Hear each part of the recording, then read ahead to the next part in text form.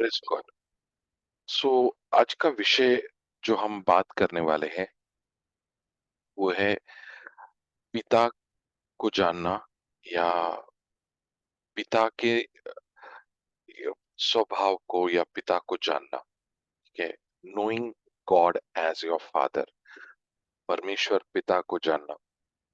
मेरी गवाही ऐसी है कि जहाँ से मैंने बाइबल को सीखा था या जहाँ पर मैं जाता था, वहाँ पर बहुत सारी बातें वो कहते थे कि परमेश्वर अ, स्वर्गीय पिता के बारे में। तो कहीं न कहीं उन्होंने एक, क्योंकि वो खुद नहीं जानते थे, उन्होंने एक डर-सा मेरे मन में डाला था। तो मुझे you know a, like frankly speaking मुझे डर लगता था अब्बा पिता से। तो एक दिन मैंने डरते-डरते अब्बा पिता से बात किया। मैंने कहा कि एज़ अ कैथलिक मैंने हमेशा यीशु के बारे में जाना है, उनको प्रार्थना किया है, बहुत सारी चीज़ें जो कुछ भी सुना है यीशु के नाम से। और जब नया-नया मैं प्रार्थना में आया तो पवित्र आत्मा के बारे में बहुत सारे लोग बात कर रहे थे, तो वो सीख रहा था। तो लेकिन मुझे डर लगता था कि ओल्ड टेस्टमेंट में कैसे ज़रा कुछ गलती हो गया कि उनके ऊपर परमेश्वर का कोप आता था, ज़रा कुछ हो गया कि परमेश्वर भड़क जाता था। तो मैंने डरते-डरते उनसे कहा कि मैं यीशु को तो जानता हूँ, पवित्र आत्मा के बारे में मैंने बहुत कुछ सीखा है, लेकिन पिता मैं आपको जानना चाहता हूँ, मैं आपको समझना चाहता हूँ। और वो एक सिंसियर प्रेयर मैंने उनके सामने किया। अब थोड़ा-सा बैकग्राउंड मैं आपको देता हूँ। मेरे जीवन में बहुत बार मुझे रिजेक्शन का सामना करना पड़ा, क्योंकि मेरे घर में कुछ फैमिली प्रॉब्लम्स थे, इसके लिए मेरी माँ ने अपने से दूर मुझे रखा था। तो 6 महीने का मैं था तब से लेकर 10वीं क्लास तक, तो लगभग 15-16 साल मैं अपने माँ-बाप से दूर रहा। मैं अपने मामा और मासी लोग के साथ, नाना-नानी उनके साथ में रहता था। तो मैंने एक चीज़ को नोटिस किया कि मुझे बहुत ज़्यादा रिजेक्शन का सामना करना पड़ा। मेरे पिताजी का भी बहुत सारे प्रॉब्लम्स थे। तो और कहीं न कहीं मेरी माँ भी मुझे पहली बात तो उसे प्यार कैसे एक्सप्रेस करना है उसको नहीं आता था। ऐसे गले लगा के और ये करके वो खाली खिलाने में एक्सपर्ट थी। तो उसको एक्सप्रेस करना नहीं आता था और मुझे बहुत बार ऐसा लगता था। और वो दूसरा चीज़, मुझ में कोई क्योंकि वो 10-15 दिन मुझे मिलने के लिए आती थी, तो उसको ऐसा लगता था कि मैं जाऊँगी तो ये मुझे मिस करेगा। तो उन्होंने वो लव को कभी एक्सप्रेस नहीं किया, क्योंकि उनको लगता था कि अगर वो मेरे साथ अटैच हो गया तो मुश्किल होगी मेरे लिए भी और उसके लिए भी। तो जो प्यार मुझे मिलना चाहिए अपने माँ-बाप से, वो कभी मिला नहीं। तो मैं हमेशा उस प्यार को, उस उसको ढूँढता था। लेकिन जो मुझे मिला वो हमेशा रिजेक्शन मिला। तो इसलिए मेरा पर्सनैलिटी बहुत ज़्यादा यू नो रिजेक्शन से भरा हुआ, कॉन्फिडेंस नहीं है, इन्फीरियरिटी कॉम्प्लेक्स है, जीवन में कॉन्फिडेंस नाम का बिल्कुल कुछ भी नहीं है। तो जब मैं प्रभु में आया तो ये पहला लेसन जो आज मैं आपके साथ शेयर करने वाला हूँ, और खास करके उस प्रार्थना के बाद प्रभु मुझे सिखाने लगा। ठीक है? तो आज का जो विषय है, आज का जो टॉपिक हमारा है कि परमेश्वर पिता के प्यार को समझना, परमेश्वर पिता के प्यार को समझना। और जहाँ तक मैंने अनुभव किया है, इस विषय ने, इस अंडरस्टैंडिंग ने, इस समझ ने मेरे जीवन को पूरी तरह से बदल दिया। जैसे मैं रिजेक्शन, शेम मेरे जीवन में बहुत बड़ी-बड़ी गलतियाँ हुई थी। मैं अपने आप को कोसता था, अपने आप को बहुत ज़्यादा यू नो पीड़ित करता था। मुझे बिल्कुल पसंद नहीं था मेरा कुछ भी खुद का। ये सारी चीज़ें बदलने लगी जब इस विषय की गहराई में मैं और गया, उसे पढ़ने लगा, उसे समझने लगा। और जितना ज़्यादा मैंने उसे समझा, उसे उसे पढ़ने लगा, प्रभु मुझे रिवील करता गया, उतना ज़्यादा जो है मेरे जीवन में बदलाव आया। मेरे अंदर कॉन्फिडेंस आया, मेरे अंदर विश्वास आया, मेरे अंदर प्रभु के करीब जाने का भरोसा आया। ये सब कुछ इस विषय के बाद, ये टॉपिक जो आज हम सीखने जा रहे हैं। आप इमेजिन कीजिए कि एक गाँव है और इस गाँव में इस तरह से मैंने समझा, वही मैं आपके साथ शेयर कर रहा हूँ कि गाँव है और उस गाँव में एक व्यक्ति गाँव के कोने में गाँव के थोड़े से बाहर लेकिन गाँव में ही, लेकिन एकदम कॉर्नर पे एक व्यक्ति रहता है, अच्छा खासा बंगला है उसका, अच्छा खासा घर है। तो गाँव में उसके विषय में एक झूठ फैलाया है सबने, ये बहुत क्रूर है। अगर आप उसके घर के आजू-बाजू जाओगे, रात में जाओगे तो आपका कान काट लेगा, आपका हाथ काट देगा, आपको गोली मार देगा, ये आपको बहुत नुकसान करेगा, ये बहुत पावरफुल है, ये कहाँ से कोई तो एक बहुत बुरा व्यक्ति है, क्रूर व्यक्ति है, हमेशा मारता है, हमेशा कुछ ना कुछ तकलीफ पहुँचाता है। तो ये खबर शायद कुछ लोगों ने फैलाई, वो जो झूठ, वो रूमर था, तो ऐसा करते-करते सारे गाँव में वो खबर फैल गई उनके बारे में और वो कभी बाहर नहीं आते थे, किसी ने उसको मिला नहीं, पर्सनली बात नहीं किया। बट उनके बारे में वो रूमर था, वो झूठ था कि ये बहुत क्रूर है, बहुत हत्याएँ करता है, लोगों को मार-पीट करता है।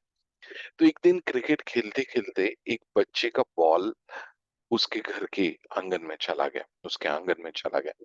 तो वो बच्चा इतना डरा हुआ था क्योंकि उसने सब कुछ सुना था, ये आदमी ऐसा करता है, ये आदमी ऐसा करता है।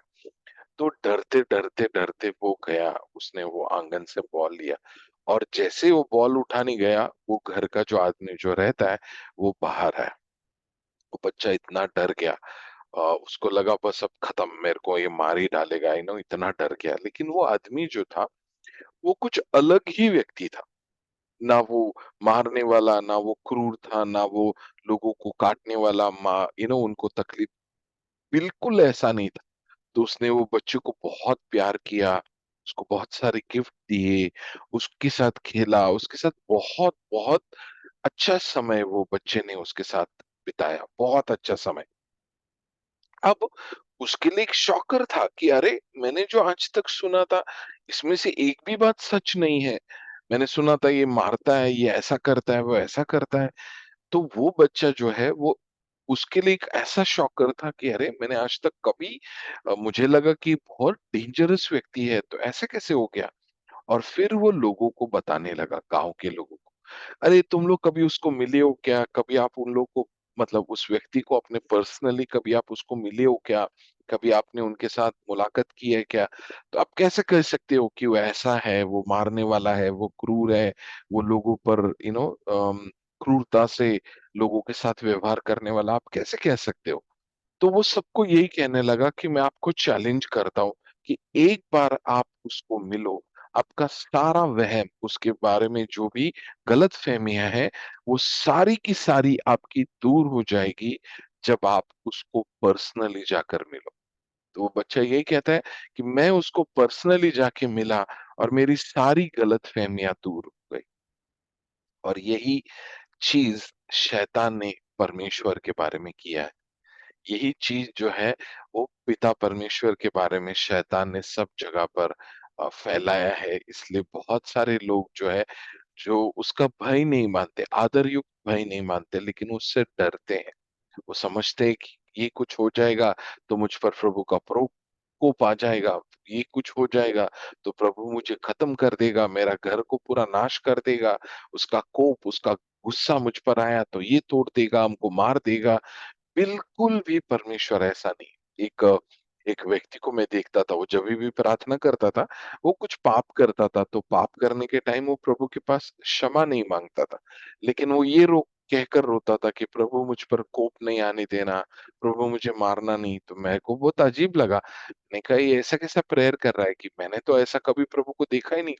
जो मैंने देखा है वो दया का सागर है, वो प्रेम का सागर है, वो अद्भुत परमेश्वर है और ये क्या बात कर रहा है कि मुझे मार मत देना। शायद उनका उन्होंने कभी वो अनुभव नहीं किया था परमेश्वर का, जैसा मैंने अपने जीवन में। जैसे मैंने आपको कहा शुरुआत के दिनों में मैंने भी ऐसा किया कि मैं भी डरता था, लेकिन जब मैंने उनको जाना, जब मैंने उनको समझा, तो मेरा जीवन, मेरा क्रिस्ती जीवन पूरी तरह से बदल गया। एक वचन को हम देखते हैं 1 जॉन का, पहला यूहन्ना का, उसका 7 वचन, पहला अध्याय उसका 7 वचन।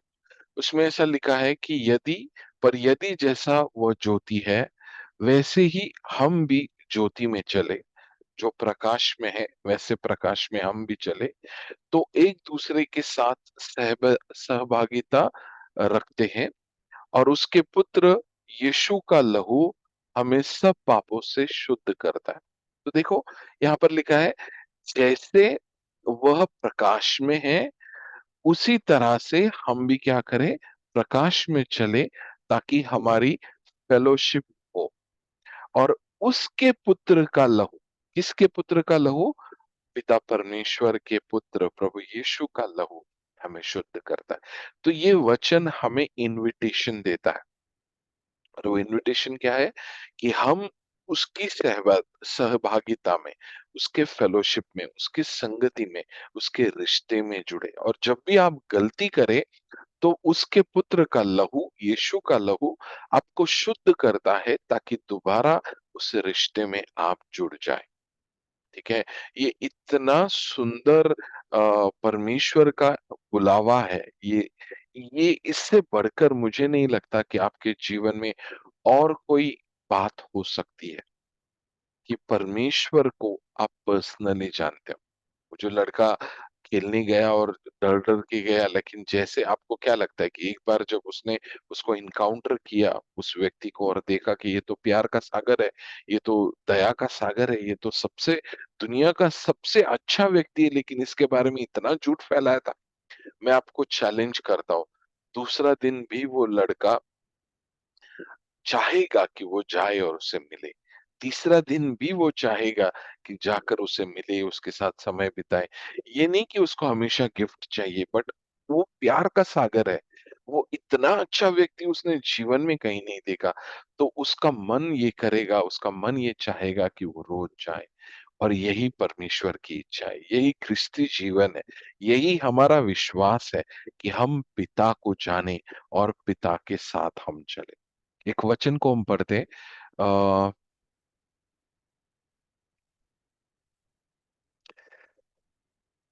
I think I just thought about it. हाँ, जॉन चैप्टर 3 वर्स 16। हम सब लोग जानते हैं कि क्योंकि परमेश्वर ने, पिता परमेश्वर ने जगत से ऐसा प्रेम रखा, कि उसने अपना इकलौता पुत्र दिया, ताकि जो कोई उस पर विश्वास करे, उसका नाश ना हो, लेकिन अनंत जीवन पाए। तो परमेश्वर ने जगत से इतना प्रेम किया, पिता परमेश्वर ने जगत से इतना प्रेम किया, कि उसने अपने अपने इकलौते पुत्र को दे दिया, ताकि जो कोई भी यीशु पर विश्वास करे, उसका नाश ना हो, और उसको अनंत जीवन मिले। बट हम यहीं पर रुक जाते हैं। हमें लगता है कि यीशु हमें पापों से छुड़ाने आया, यीशु हमें बंधनों से छुड़ाने आया, हमें अनंत जीवन देने आया। लेकिन आपको एक चीज समझना है, इसमें इसलिए उसका उद्देश्य ये था, कि परमेश्वर ने अपने पुत्र को जगत में इसलिए नहीं भेजा कि वो जगत पर दंड की आज्ञा ले, परंतु इसलिए कि जगत में उसके द्वारा उद्धार पाए। ठीक है? तो इसका मतलब यह है कि परमेश्वर ने केवल हमें पापों से छुड़ाने के लिए, फॉर एग्जाम्पल, अभी इसको मैं डिसरिस्पेक्ट नहीं कर रहा हूँ, लेकिन आपको समझाने के लिए कह रहा हूँ, कि आपकी गाड़ी है जो बंद पड़ी है, या उसका टायर पंक्चर हो गया है, तो आपने जाकर वो गाड़ी का पंक्चर निकाल दिया, या आपने उसको रिपेयर किया। तो आपने इसलिए नहीं उसको पंक्चर निकाला, या उसका रिपेयर इसलिए नहीं किया कि वो पंक्चर ना रहे, या बंद ना पड़ी रहे। आपने इसलिए निकाला ताकि वो चला सके, ताकि वो आगे बढ़े, ताकि उसका उपयोग आप कर सके, ताकि उसे लेकर आप कहीं जा सके। तो परमेश्वर का उद्देश्य आपको पापों को क्षमा करना है, बहुत इंपॉर्टेंट है, लेकिन उससे भी बढ़कर कि आपका उसके साथ रिश्ता जुड़ जाए। जो रिश्ते की तार को पाप ने काट दिया था, तो यीशु के बलिदान ने उस तार को दोबारा जोड़ दिया। जो फोन का कनेक्शन एक तूफान से टूट गया था तार का, प्रभु यीशु ने आकर उस कनेक्शन को दोबारा जोड़ दिया है। अगर वो जोड़ दिया है, तो अब फोन करना भी जरूरी है। सिर्फ जोड़ना जरूरी नहीं है, जोड़ तो दिया है प्रभु यीशु ने, लेकिन उसको इस्तेमाल करना भी जरूरत है। मैं बात कर रहा हूँ पुराने जमाने की फोन की, अभी तो सब मोबाइल है, और हम वायरलेसली बात करते हैं, लेकिन पहले के जमाने में वो तार हुआ करती थी। तो प्रभु ने वो तारों को जोड़ दिया है ताकि दोबारा आपका कनेक्शन हो जाए और आप पिता को जान पाओ। और मैं आपको बताता हूँ, आप कितना कॉन्फिडेंट हो, आपका जीवन में कितना पॉजिटिविटी है, आप कितना अच्छे से कोई चीज कर पाते हो, आप कितना जीवन में उत्साही हो, पॉजिटिव हो, उसका बहुत हद तक जो श्रेय जाता है वो है आपके जीवन में आपके परवरिश को, आपके माँ बाप ने आपके वो कैसे ये किया है। बहुत सारे माँ बाप मैंने देखा उस दिन, कहाँ पर तो मैं जा रहा था तो वो उसको चिल्ला रही थी माँ, ये पागल पागल पागल पागल करके उसको 2-3 बार उसके बेटे को उसने बोल दिया, ये पागल पागल पागल। तो वो बहुत चिढ़ रही थी और उसको पागल पागल करके एक बार मारा भी उसको, और वो बार बार उसको वही बोल रही थी। तो वो बच्चा थोड़ा सहम रहा था, डर रहा था जब उसने हाथ उठाया मारने के लिए। ये एक हफ्ते पहले की बात है जो मैंने वो देखा था। तो कहीं न कहीं वो आपके शब्दों के द्वारा और खास करके आपके प्यार के द्वारा उनके अंदर वो चीज़ें आती है, ठीक है? खास करके 6 से 7 चीज़ें वो बच्चों में आती है। सबसे पहला, उनके अंदर कॉन्फिडेंस आता है, कुछ भी करने के लिए। क्योंकि जब आप उनको अफ़र्मेशन देते हो, आपके प्यार का अफ़र्मेशन देते हो, ओके? तो ये पिता के हम वो 7 पॉइंट्स को 6 पॉइंट्स को हम आगे देखते हैं। बट इस चीज़ को आप जानिए कि आपके बच्चों को जो आकार देने का जो तरीका है, सबसे पहले वो है प्यार। वो शब्द जो आप कहते हो कि तू बेस्ट है, तू कर सकता है, जो प्यार आप कर सकते हो। लेकिन उससे कहीं गुना ज्यादा जो प्यार है वो परमेश्वर पिता हमसे करता है। और उसको हम अपना हीरो बनाते हैं, उसको हम अपना आइडल बनाते हैं। क्योंकि बहुत बार आपके जो आपके अर्थली जो शरीर के जो पिता है वो बहुत बार गलतियां करेंगे, उनमें कमियां होंगी। लेकिन जब आपने परमेश्वर पिता के प्यार को समझा, जाना, आपका जीवन जो है, इमोशनल जीवन जो है, वो पूरी तरह से बदल जाएगा। मैंने देखा बहुत सारे लोग आज 50 साल के, 60 साल के, 70 साल के, आज भी उनके जीवन में वो सारे रिजेक्शन है, वो ठुकराहट है जो उनको बचपन में मिली थी, और उनका जीवन इतना कड़वाहट से भरा है। आज भी वो चीज से वो उभर नहीं पाए। आज उनकी उम्र 50 है, 60 है, 70 है, क्योंकि वो प्यार जो उन्हें मिलना चाहिए था, जो परमेश्वर का प्यार या पिता का प्यार रादर, जो पिता का प्यार उनको मिलना चाहिए था, वो आज तक उन्हें नहीं मिला। और इसी कमी को, इसी चीज को परमेश्वर हमारे जीवन में पूरा करना चाहता है। वो चाहता है कि उसके बच्चे उसके पास आए। वो चाहता है कि पिता के प्यार को हम समझे, हम उसको जाने। एक वचन पढ़ते हैं, हिब्रूज का पहला अध्याय, पहला अध्याय और उसका पहला वचन और दूसरा। पूर्व युग में परमेश्वर ने बाप दादों से थोड़ा थोड़ा करके और भांति भांति से भविष्यवक्ताओं के द्वारा बातें बातें करके, ठीक है? तो ये कह रहा है कि जो पहला समय था, तब परमेश्वर पिता जो है अलग-अलग तरीके से थोड़ा-थोड़ा करके और संदिष्टों के द्वारा, जो संदिष्टे हैं उनके द्वारा वो अपने लोगों से बात करता है। लेकिन इन दिनों में अंत में हमसे पुत्र के द्वारा बातें की, जिसे उसने सारी वस्तुओं का वारिस ठहराया और उसी के द्वारा उसने सारी सृष्टि रची है। तो अंत के दिनों में इसका अर्थ दो तरीके से हम ले सकते हैं। पहला, कि प्रभु यीशु के द्वारा उसने हमसे बातें की।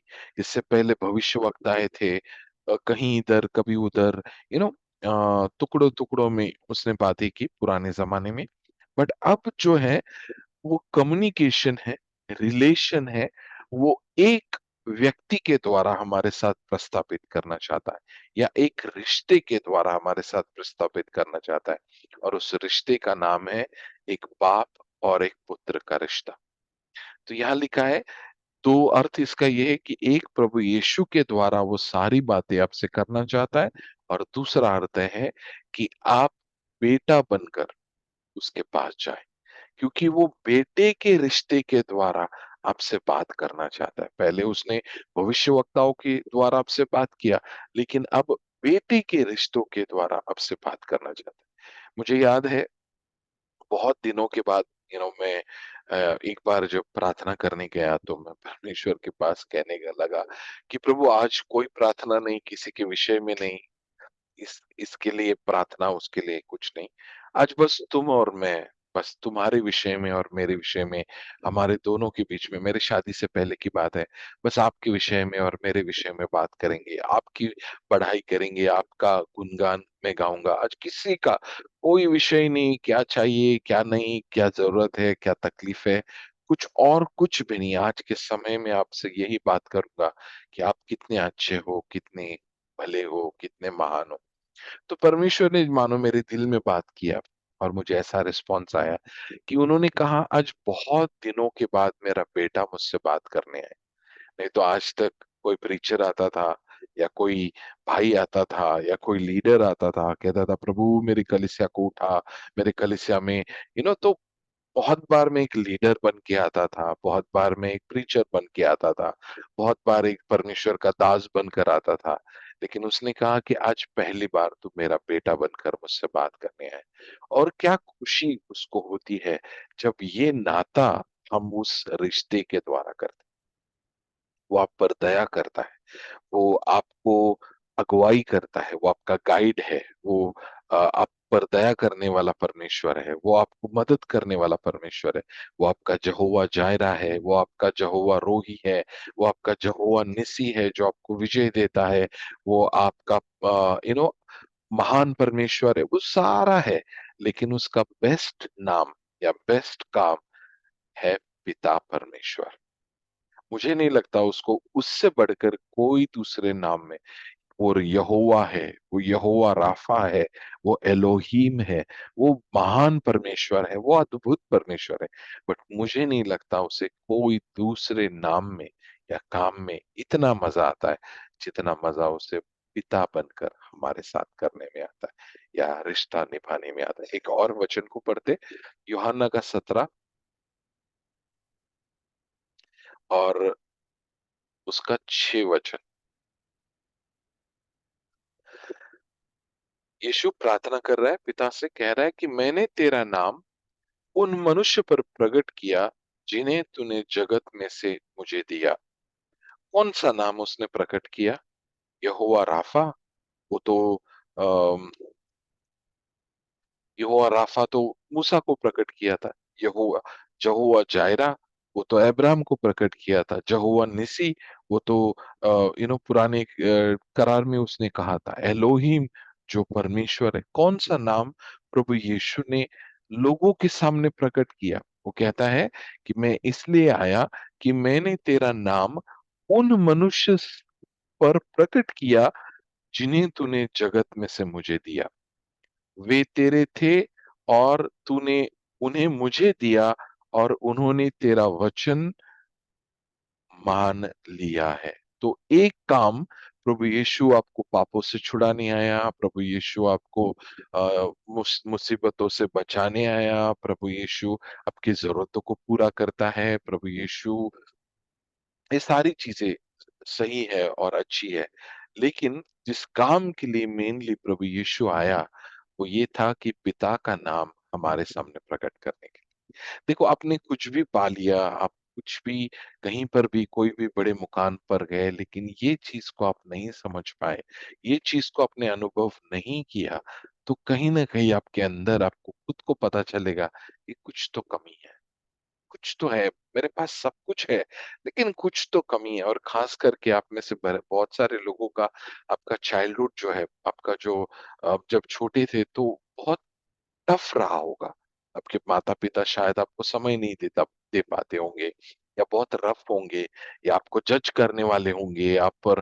हमेशा कुछ भी हुआ तो ये क्या तू किया, तो बहुत आपको वो प्यार, वो समझ, वो अंडरस्टैंडिंग, वो अफर्मेशन नहीं मिला होगा। लेकिन वो सारी कमियों को, उन सारे जो आपके अंदर जो कमियां है, वॉइड है, एम्प्टीनेस है, उसको पूरा करेगा परमेश्वर का प्यार।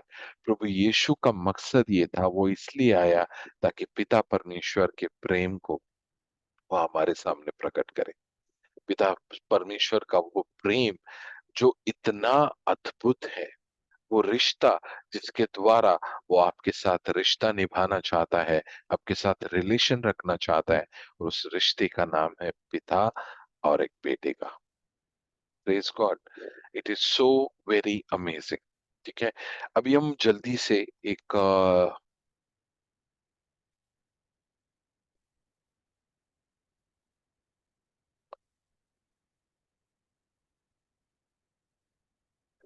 लूक का 15 अध्याय, उसका एक स्टोरी हम पढ़ते हैं।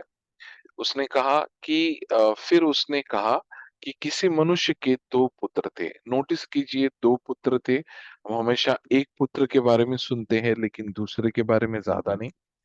लेकिन उसके दो पुत्र थे और दोनों का भी यहाँ पर बहुत इंपॉर्टेंट था। उनमें से छोटे ने, छुटके ने पिता से कहा कि पिता, संपत्ति में से जो भाग मेरा है वो मुझे दीजिए। उसने उनको अपनी संपत्ति बांट दी। अभी आपको लगता रहेगा कि उसने बंटवारा मांग दिया और उसने उसका बंटवारा कर दिया कि अच्छा तेरे नाम इतना, तेरे नाम उतना, तेरे नाम गाड़ी, तेरे नाम ये वाला गाड़ी, तेरे नाम ये बंगला, तेरे नाम ये बंगला, तेरे नाम ये बिजनेस। ऐसा नहीं था। उनके कल्चर में पिता से हिस्सा मांगना मतलब पिता का केवल मर जाने के बाद वो हिस्सा होता था। केवल यहूदी कल्चर में उस समय में, तो जब भी पिता मर जाए, उसका देहांत हो जाए, तभी और सिर्फ तभी वहां पर वो पिता वो बंटवारा होता था। तो उसने उसे जीते जी मार दिया। क्या आप यकीन कर सकते हैं? क्योंकि वो चाहता था कि वो सारी संपत्ति उसे मिले, तो जीते जी उसने उसको मार दिया। ओके, अभी देखो, यहां पर देखिए, और बहुत दिन न बीते थे कि छुटका पुत्र सब कुछ इकट्ठा करके एक देश को चला गया और वहां कुकर्म में अपना सारा संपत्ति उसने उड़ा दी। इंग्लिश में देखिए, not many days after, after what, after the separation, not many days after. तो यहाँ पर उसकी ढलान, उसका जीवन का जो नीचे वो चलने लगा, that is not many days after the separation with his father. See, वो संपत्ति उसका ही था और उसको ही मिलना था। ठीक है, जो उसके पिता ने कमा के रखा था उतना उसका ही था। शायद उससे बढ़कर मिलता, कम नहीं मिलता, वो उसका ही था। वो सारी संपत्ति का इस्तेमाल कर सकता था, इंजॉय कर सकता था, वो सब कुछ उसका ही था।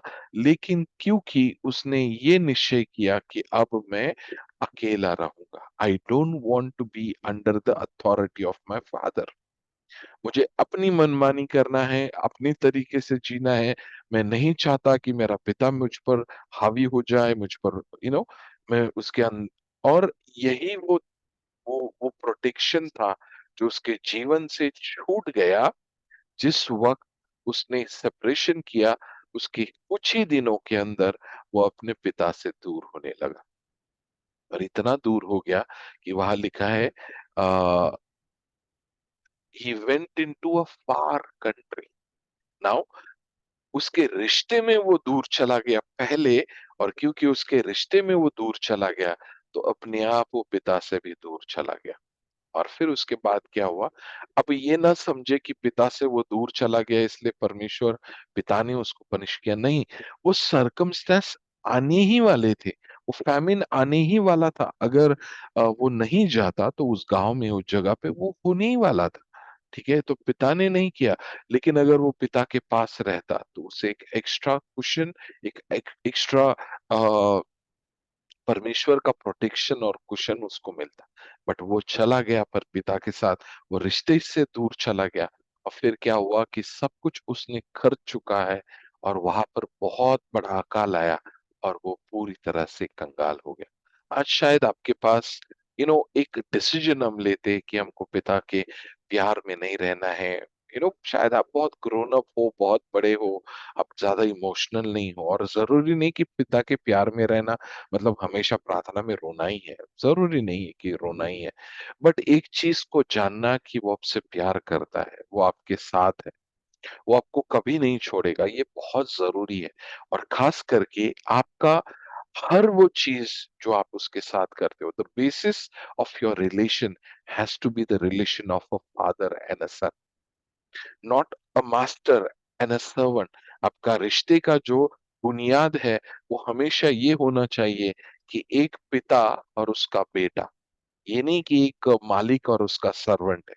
प्रभु में हम उसके सर्वेंट हैं, हम उसके लिए काम करते हैं, बट हमारा रिश्ता उसके साथ एक पिता और एक बेटे का है। तो उसके बाद क्या हुआ कि वहाँ पर बहुत बड़ा अकाल आया और फिर उसके बाद में वो सूअर का खाना खाने लगा और एक दिन वो कहने लगा, जब वह अपने आप में आया, जब उसने रियलाइज़ किया और कहने लगा कि मेरे पिता के कितने ही मजदूर को भोजन से अधिक रोटी मिलती है और यह यहाँ मैं भूखा मर रहा हूँ। Praise the Lord. तो उसने देखो, उसने जीते जी अपने पिता को मार दिया, बट अभी भी उसका रिश्ता खत्म नहीं हुआ, अभी भी उसका रिश्ता खत्म नहीं हुआ। तो वो आज भी वो यह कहकर आ रहा है कि मैं नौकर बनकर जाऊँगा अपने पिता के पास। लेकिन उसके पिता ने उसको नौकर बनकर नहीं, लेकिन बेटा बनकर स्वीकार किया। मैं अब उठकर अपने पिता के पास जाऊँगा और उससे कहूँगा कि पिताजी, मैंने स्वर्ग के विरुद्ध और तेरी दृष्टि में पाप किया है और अब इस योग्य नहीं कि तेरा पुत्र कहलाऊँ।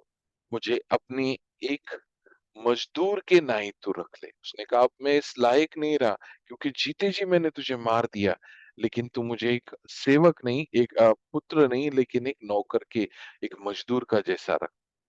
तब वो उठकर अपने पिता के पास चला और ये मुझे बहुत सुंदर लगता है जब भी मैं पढ़ता हूँ। वह अब दूर ही था कि उसके पिता ने उसकी ओर देखकर तरस खाया और दौड़कर उसे गले लगाया और बहुत चूमा। क्या आप यकीन कर सकते हैं? एक गाना है इंग्लिश में कि जो एक परमेश्वर है, जो बहुत पराक्रमी है, हर युद्ध में, हर हर सिचुएशन में वो वीरता से रहता है। वो लायन ऑफ जूडा के जैसा रोर करता है, उसके चलने से धरती काँपती है, उसके एक आवाज़ पर सारी चीज़ें जो तूफ़ान रुक जाएँगे, वो समंदर की लहरों को अपने शब्द से रोकने वाला, वो ज़िंदगी में एक बार भागा है, एक ही बार वो भागा है और वो भागा है आपकी ओर। वो दौड़कर वो पिता दौड़कर अपने बेटे के पास आया और वो बेटा, अब उसका बेटा जैसे पहले रहता था नहा धोकर मस्त परफ्यूम लगाकर जाता था घूमने, अब वैसा नहीं रहा। वो डुक्कर के साथ, वो सूअरों के साथ रहकर आया। वो सूअर का सारा स्मेल और गंदगी, इतना सब कुछ, मतलब मुझे नहीं लगता वहां पर फैमिली ने तो उसको नहाने के लिए कौन पानी देता होगा, गर्म पानी। तो वहां पर पानी की ही कमी है तो उसको कौन नहाने के लिए पानी देता होगा? कितने दिनों से उसने नहाया नहीं होगा, वो डुक्कर के साथ, वो सूअर के साथ रहकर आया है, फिर भी उसके पिता ने उसको चूमना शुरू किया। क्या प्यार है उस पिता का। और फिर उसके बाद में पुत्र ने उसे कहा कि पिताजी, मैंने स्वर्ग के विरुद्ध और तेरी दृष्टि में पाप किया है और अब इस योग्य नहीं रहा कि तेरा पुत्र कहलाऊं। और फिर परंतु पिता ने उसको जवाब भी नहीं दिया, हाँ ठीक है तू सर्वेंट है, या नहीं नहीं मेरा बेटा है। उसने कुछ नहीं कहा, उसको उत्तर नहीं दिया। उसने अपने दासों से बात की और उसने कहा कि जल्दी से जाओ और अच्छा वस्त्र निकाल कर इसे पहनाओ, उसको अंगूठी दो और उसके पाँवों में अ, जूतियाँ पहनाओ। तो उसने 3 चीज़ें उसके साथ की। सबसे पहला उसे वस्त्र पहनाए। कौन-सा वस्त्र? अच्छा वस्त्र। और अच्छा वस्त्र सिर्फ़ उसके पिता का था, तो उसने उसको धार्मिकता का कपड़ा पहनाया, जो उसके गंदे अ, शरीर को ढकने वाला है। उसने उसको अंगूठी दी। उस ज़माने में अंगूठी एक अधिकार का सिम्बलाइज़ कहलाती थी। अगर मैं एक राजा हूँ, एक दूसरे राजा के पास मुझे एक संदेश पहुँचाना है, तो वो बोलेगा कि मैं नहीं भरोसा करता कि ये जो संदेश आया वो थॉमस की तरफ से है। तो वो साबित करने के लिए, मेरा अथॉरिटी साबित करने के लिए मैं अपना अंगूठी उसके पास बेचता था। सो अंगूठी एक अधिकार का सिंबलाइज़ करता है। और तीसरा, उनके पाँवों में उसने जूती पहनाई। तो वहाँ पर कोई भी नौकर मज़दूर को कोई जूती या शूज़ नहीं पहनाता था उस समय। केवल जो बच्चे हैं, those who are sons, they had the privilege of wearing the shoes. केवल किसी व्यक्ति के बच्चों में ही वो अधिकार था कि वो सॉरी, वो शूज़ पहन सके, लेकिन जो मज़दूर थे या गुलाम थे, उनके पास वो अधिकार नहीं था। तो उसने उसको धार्मिकता दी, उसने उसको अधिकार दिया और उसने उसको बेटा बनाकर sonship उसे वापस कर दी। और फिर उसके बाद में अ, उसने बहुत बड़ी पार्टी वहाँ पर दी। सब लोग खुशी मनाए और सब लोग डांस कर रहे थे, वहाँ पर सब लोग नाच रहे थे। बट उसका जो दूसरा बेटा आया वो बहुत नाराज़ हो गया। उसने कहा कि मैं तेरे साथ यहाँ पर काम कर रहा हूँ और यहाँ पर देखते हैं हम लोग इसको। सब लोग वहां पर आनंद करने लगे। लेकिन जब बड़ा जेठा पुत्र रात में खेत में था और जब वो आते हुए घर के निकट पहुंचा तो उसने गाने बजाने और नाचने का शब्द सुना। और उसने एक दास को बुलाकर पूछा कि यह क्या हो रहा है। तो उसने उससे कहा कि तेरा भाई आया है, तेरे पिता ने पला हुआ बछड़ा कटवाया है और इसलिए कि उसे भला चंगा पाया, क्योंकि वो सही सलामत वापस आया। तो यह सुनकर वो जो बड़ा बेटा था उसे बहुत क्रोध आया। वो भीतर नहीं गया, घर के अंदर नहीं गया, परंतु उसका पिता बाहर आकर उससे मनाने लगा, उसको कहने लगा, बेटा क्यों नाराज हो गया। तो उसने उस पिता को उत्तर दिया कि देख, मैं इतने वर्षों से तेरी सेवा कर रहा हूँ, कभी भी तेरे आज्ञा को मैंने नहीं टाला, तो भी तूने मुझे कभी एक बकरी का बच्चा भी नहीं दिया। और दिया की है अपने मित्रों के साथ आनंद करता, परंतु जब तेरा यह पुत्र जिसने तेरी संपत्ति वेश्याओं में उड़ा दी है आया, तो उसके लिए तूने पला हुआ बछड़ा कटवाया। उसने उससे कहा, पुत्र तू सर्वदा मेरे साथ है और जो कुछ मेरा है वो सब कुछ तेरा है, परंतु अब आनंद करना और मगन मगन होना चाहिए, क्योंकि यह तेरा भाई जो मर गया था वो फिर जी गया और खो गया था, अब वो मिल गया।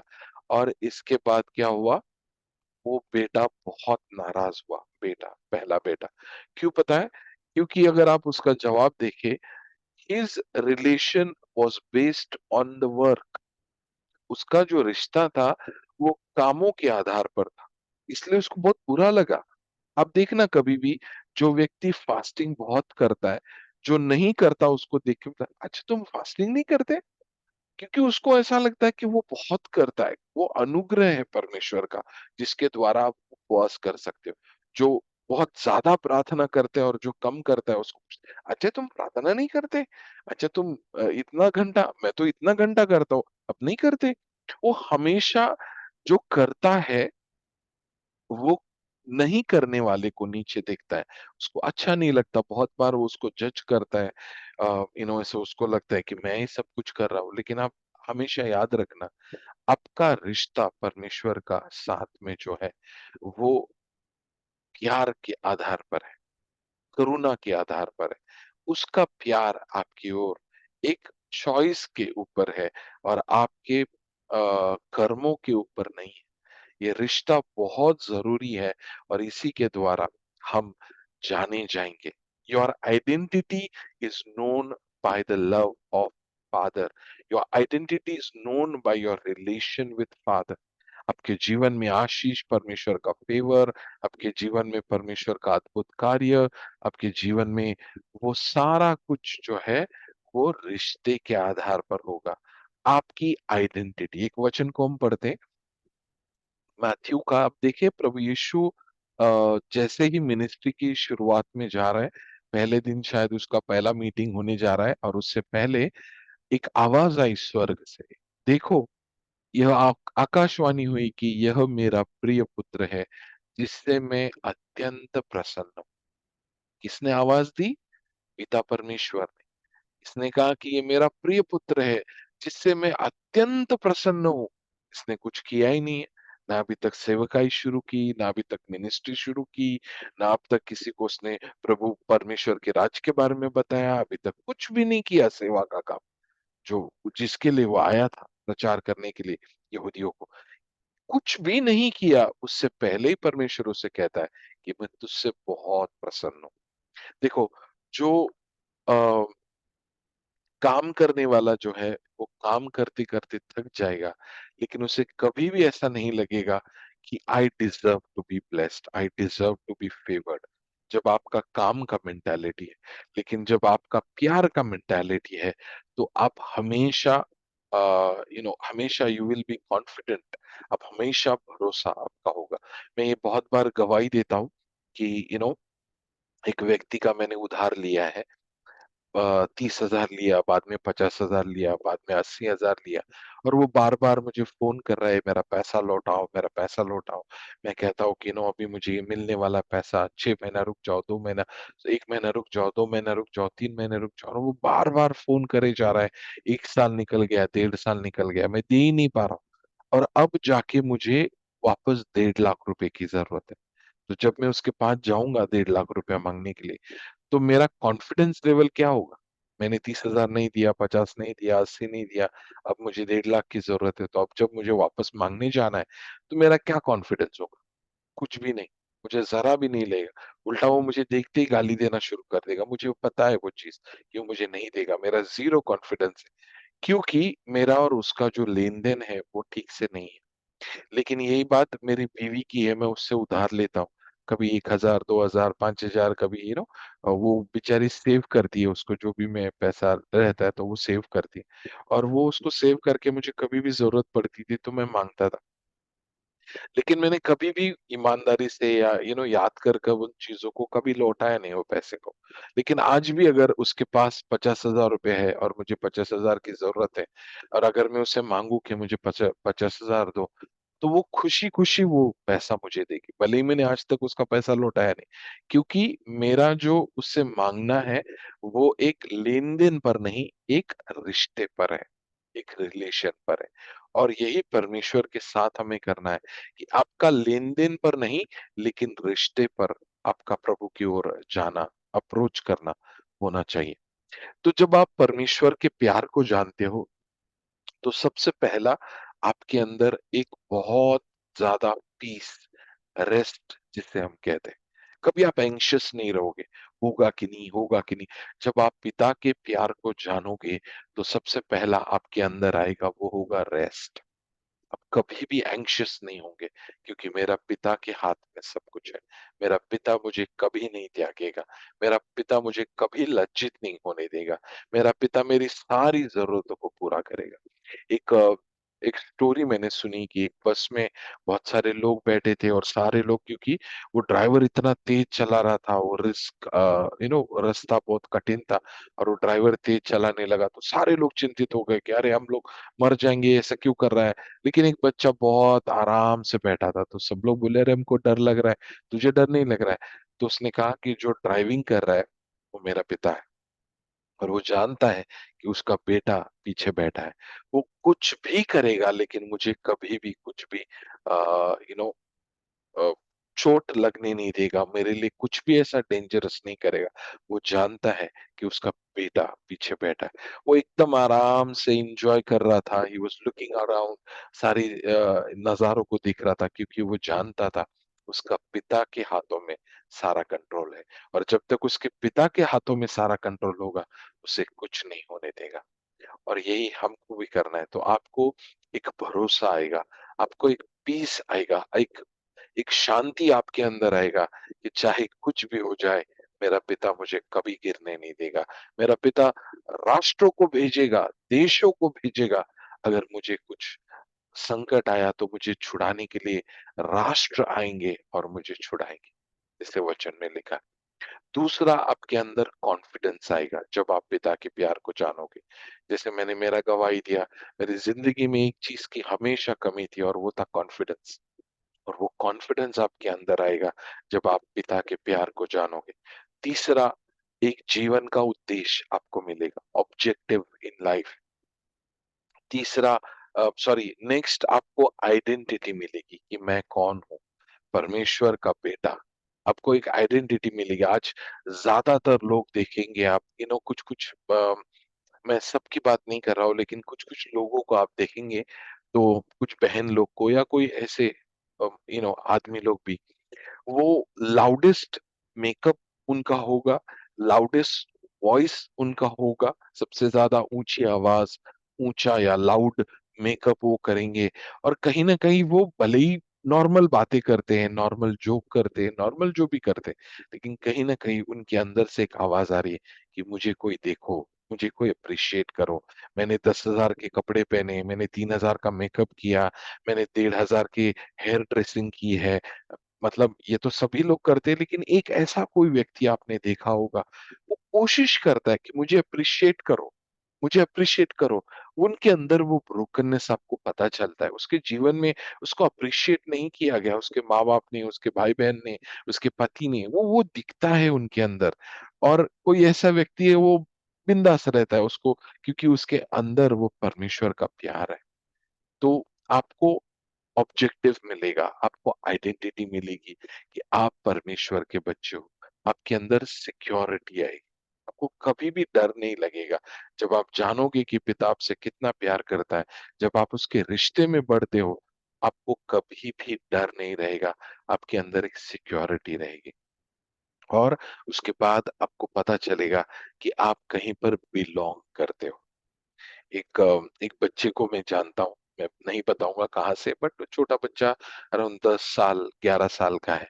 वो बहुत झगड़ा करता है, बहुत कंप्लेन करता है, बहुत, लेकिन कहीं न कहीं उसके बच्चे के जीवन में आप देखेंगे, ही वांट्स टू बी बिलॉन्ग्ड। उसे ऐसा लगता है कि मैं इस ग्रुप का हिस्सा हो जाऊं, या इस ग्रुप मुझे अपना ले, मैं उनके साथ रहूं, लेकिन उसकी कुछ ऐसी हरकतें, उसका ब्रोकननेस ऑफ द पास्ट है, इमोशंस है, तो वो कुछ ऐसे हरकतें करते, सब लोग बोलते हैं, नहीं नहीं इसके साथ नहीं खेलेंगे, नहीं नहीं इसको नहीं लेना अपने साथ। वो और दुखी हो जाता है, फिर वो और ज्यादा एग्रेसिव होता है, वो कंप्लेन करता है, वो प्रिंसिपल को कंप्लेन करता है। तो उसके अंदर वो बिलोंगिंग नहीं, कि हाँ, तू इस जगह का है, तू इस जगह का पार्ट है। और यही परमेश्वर का प्यार हमारे जीवन में होता है। Praise the Lord. कुछ वचनों को जल्दी पढ़ते हैं हम लोग। मैथ्यू का 11 और उसका 27। यीशु कहता है, मेरे पिता ने सब कुछ सौंपा है, मुझे सब कुछ सौंपा है, और कोई पुत्र को नहीं जानता, केवल पिता जानता है, और कोई पिता को नहीं जानता, केवल पुत्र, और वही जिस पर पुत्र उसे प्रकट करना चाहता है। तो पिता कौन है? वो प्रभु यीशु हमें प्रकट करता है। जैसे मैंने कहा ना, आप हमेशा गलतफ़हमियों में रहोगे। हाँ, परमेश्वर बोला तो ऐसा ही है, परमेश्वर बोला तो ये करता है, पर आप हमेशा गलतफ़हमियों में रहोगे। अगर इसका उसका सुनकर प्रभु के बारे में ओपिनियन बनाओगे, इसका उसका सुनकर अगर आप अपना ओपिनियन बनाओगे, तो आप हमेशा गलतफ़हमी में रहोगे। लास्ट तक गलतफ़हमी में रहोगे, जब तक आप उसे खुद जाकर मिलते नहीं, एनकाउंटर नहीं करते। जैसा वो बच्चे का एग्ज़ाम्पल मैंने दिया। जिस दिन वो खुद उस आदमी को जाके मिला, उसके बाद उसने कभी किसी की बातों पर भरोसा नहीं किया, क्योंकि उसने खुद ही तो उसको जाना था। ऐसा आपको परमेश्वर को, पिता को जानना बहुत ज़रूरी है। Praise the Lord. एक और वचन, अगर आप देखेंगे, जो यीशु को जो टेम्पटेशन दिया, वो सारा यही था, यदि तू परमेश्वर का पुत्र है, यदि तू परमेश्वर का पुत्र है, यदि तू परमेश्वर का पुत्र है। वो सारे टेम्पटेशन में वो यही कह रहा है, यदि तू परमेश्वर का पुत्र है, यदि तू। तो परमेश्वर ने उसे एक आइडेंटिटी दी, और शैतान वो आइडेंटिटी को चैलेंज कर रहा था। यदि तू परमेश्वर का पुत्र है, वो सारे चैलेंज आइडेंटिटी के विरुद्ध में थे। और यीशु जानता था कि उसकी आइडेंटिटी क्या है, उसका अधिकार क्या है, उसका रिश्ता क्या है। वो एक बार भी शैतान उसे गिरा नहीं पाया। बहुत बार आपके जीवन में यही होता है। आपके बहुत महंगे कपड़े पहनने से आपका वैल्यू नहीं बढ़ जाता। आपने 50,000 के कपड़े पहने, तो आपका वैल्यू नहीं बढ़ जाता। आपका वैल्यू वो है जो परमेश्वर ने तय किया। आप हमेशा कीमती ही रहोगे, आप हमेशा प्रेशियस ही रहोगे, और कोई कपड़े महँगे पहनने से या सस्ते पहनने से आपका वैल्यू कम या ज़्यादा नहीं होता। शायद आपको लगता है, लोगों को लगता है, लेकिन परमेश्वर के नज़र में आपका वैल्यू हमेशा अ, अमूल्य है, हमेशा बहुत ज़्यादा प्रेशियस ही रहेगा। Praise the Lord.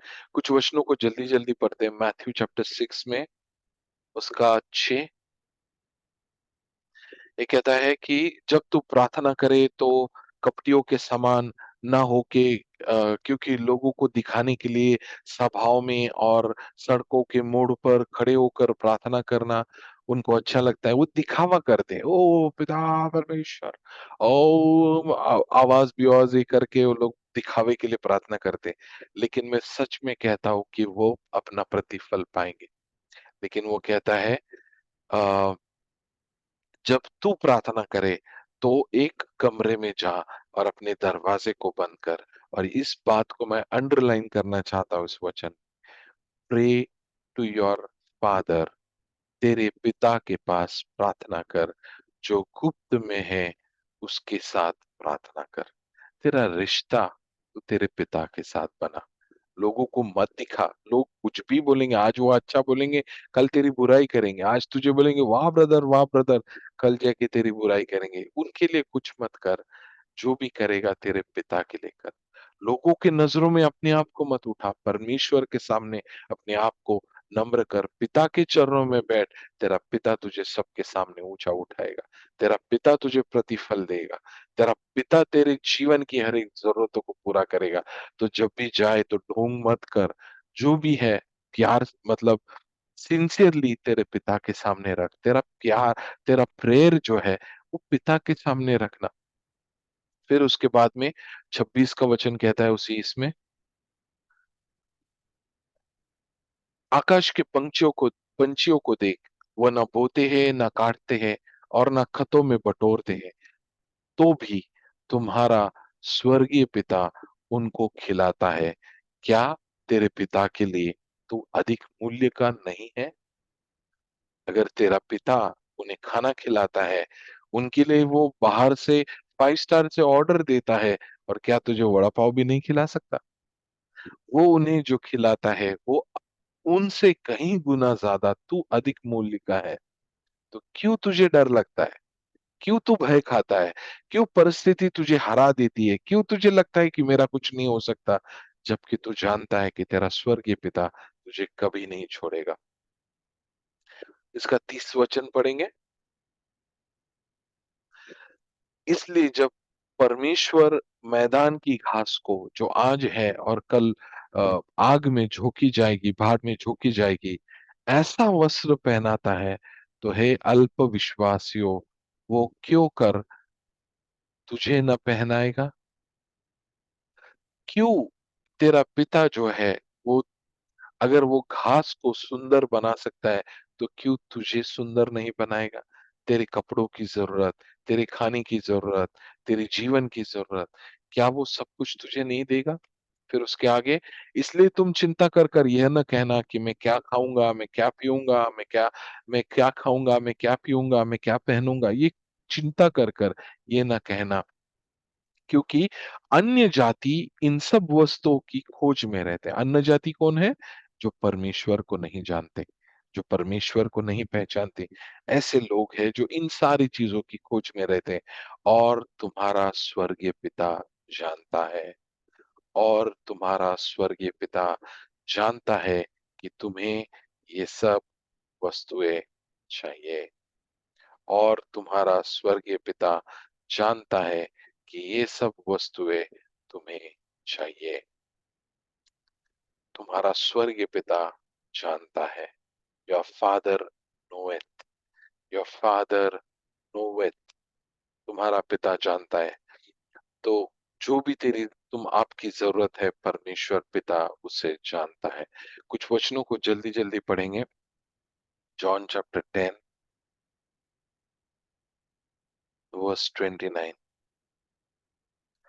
My father, मेरा पिता जिसने उन्हें मुझको दिया है सबसे बड़ा है, और कोई उन्हें पिता के हाथ से छीन नहीं सकता।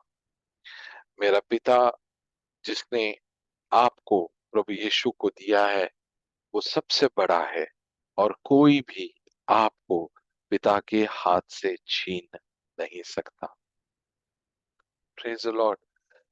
जॉन चैप्टर 8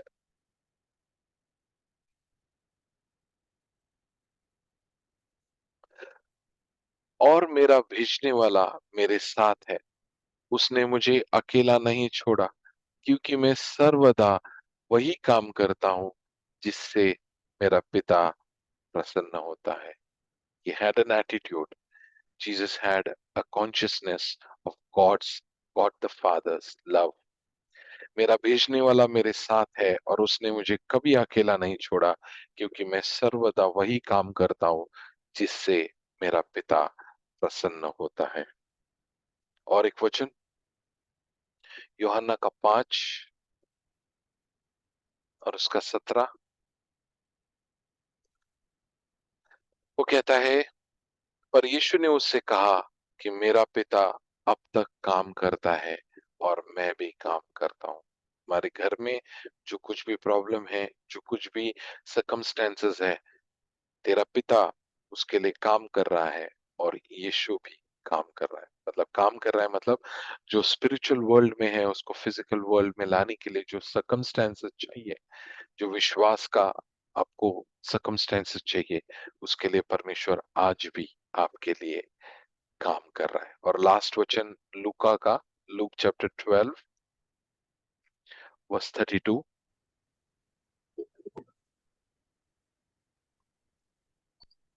हे छोटे झुंड, लिटिल फ्लॉक्स,